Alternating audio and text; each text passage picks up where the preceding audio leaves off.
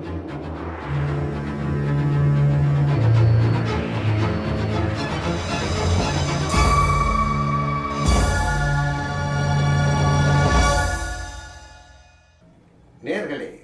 நீங்கள் forward YouTube சேனலின் இந்த நிகழ்ச்சியை பார்த்து கொண்டிருக்கிறீர்கள்.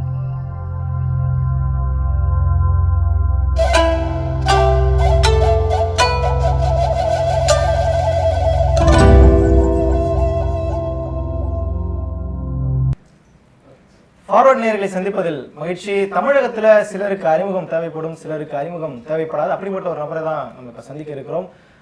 மதுரா டிராவல்ஸ் பிரைவேட் லிமிடெடுடைய சேர்மன் V.K.T பாலன் ஐயா நம்மோடு இணைந்திருக்கிறார். அவர் இடத்துல பல விஷயங்களை குறித்து நம்ம கேட்க இருக்கிறோம். வணக்கம் ஐயா.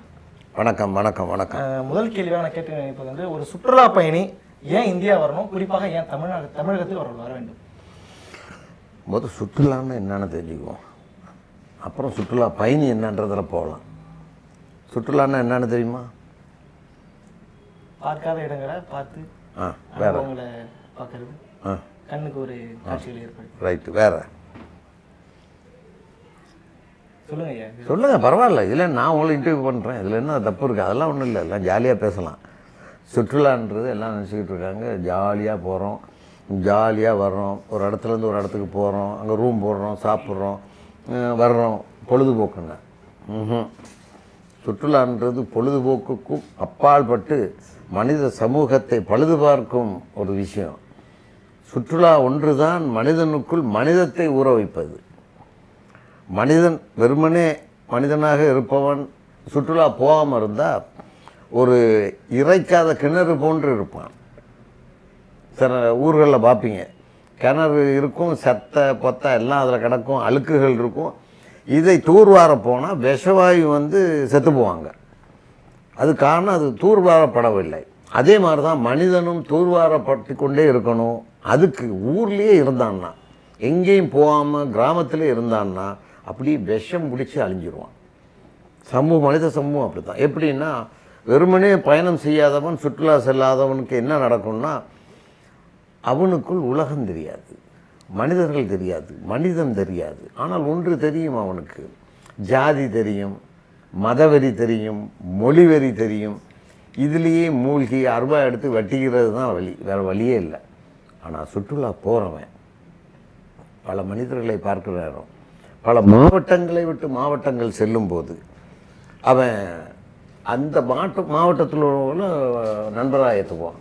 இங்கேருந்து கேரளா போனால் கேரளாக்கார நண்பர்கள் அந்த உபசரணையிலேயே, பாம்பே போனால் பாம்பே நண்பர்கள், டெல்லி நண்பர்கள், காஷ்மீர் நண்பர்கள், அதையும் தாண்டி உலகெங்கும் நாடுகளில் பயணம் செய்யும்போது அவர்களை எல்லாரையும் அவன் மதவெறி, ஜாதி வெறியே, மொழி வெறி, நாட்டு வெறி, தேசப்பற்று கூட ஒரு மோசடி. தேசியம் என்பது மோசடி. எல்லாம் மனித குருதியில் தானையா தேசங்கள் எல்லைகள் உருவாக்கப்பட்டது. அதையெல்லாம் முறியடித்து உலகமே தேசம், மனித குலம் எல்லாம் ஒன்று என்று சொல்வது சுற்றுலா ஒன்று தான்.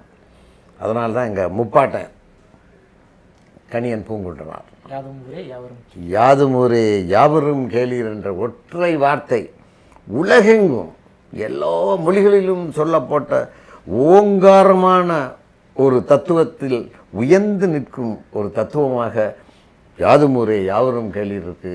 அதுதான் சுற்றுலாவின் டேக்லைன்.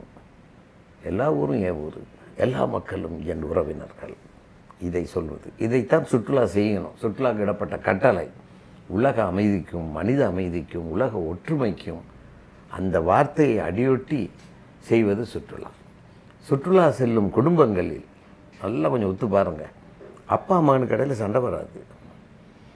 சுற்றுலா செல்லும் குடும்பங்களில் கணவனும் மனைவியும் அந்யோன்யமாக இருப்பார்கள், சண்டை வராது, முரண்பாடுகள் வராது. சுற்றுலா போன நேரம் தான் ஐயா பொண்டாட்டியே உண்மையிலே ரசிக்கிறான், பிள்ளைகளுடைய திறமையை பார்க்குறான். அப்போ தான் பிள்ளைகள் பாட்டெல்லாம் படிக்கும் ட்ரெயினில். அப்போ தான் அப்பன் பார்ப்பான், ஓ இந்த பாட்டை நாங்கள் வீட்டிலையே கேட்டது இல்லையே. அப்புறம் பிள்ளை குட்டிக்காக ஓடி போவான். கணவன் மனைவிகளிடையே விவாகரத்து நடைபெறாது. அந்த அளவுக்கான அது ஒரு மாமருந்து. குழந்தைகள் கூட அப்பா மேலே கொஞ்சம் பாசமாக இருப்பாங்க. சுற்றுலா கூப்பிட்டு போகிற அப்பா மேலே, ஊட்டி கூப்பிட்டு போனாங்கன்னா வர்ற நேரமே சொல்லிடுவாங்க, அப்பா அடுத்த வருஷம் நம்ம கொடைக்கானல் போவோம்ப்பா.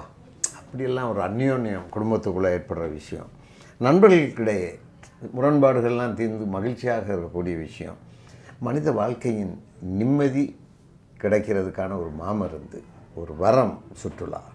எல்லாத்தையும் விட சுற்றுலா போயிட்டு வந்துக்கிட்டு இருக்கவங்கள பாருங்கள், மனிதம் ஊறி இருக்கும் அவர்களிடையே.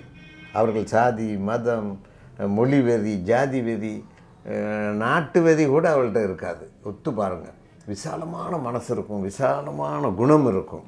ஆனால் சுற்றுலா செல்லாதவர்கள் மனித உருவத்தில் இருக்கக்கூடிய ஐந்தறிவு படைத்தவர்கள் என்று தான் சொல்ல வேண்டும். ஆகவே சுற்றுலா செல்லுங்கள், மனிதனாக வாழுங்கள். மனிதத்தை போதிப்பது சுற்றுலாதான், மனிதத்தை தெரிந்து கொள்வதற்கு வழிவகுப்பதும் சுற்றுலாதான் என்பதை ஆழமாகவே இங்கே குறிப்பிடுகிறேன்.